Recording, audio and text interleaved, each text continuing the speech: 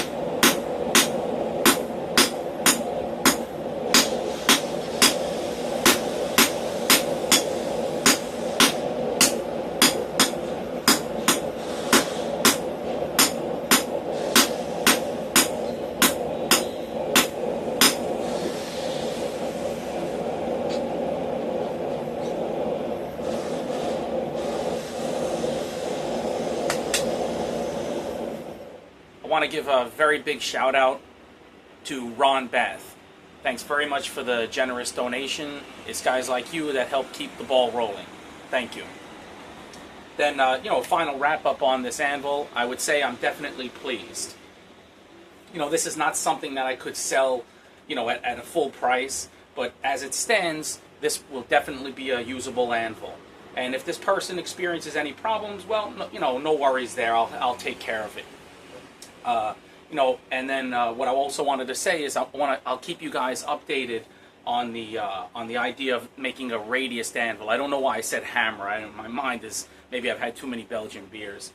If you look carefully in some videos of these Japanese bladesmiths, you'll see that their anvils have a very slight radius side to side. I don't think it's front to back so much, but just mainly side to side. So I'm going to experiment with that when I get a chance, and then I'll keep you guys updated on that and and how that works out. So yeah, thanks very much to everyone for watching, and if the people who support me directly and indirectly, and so we'll just keep it going, and I'll talk to you guys next time. Thanks.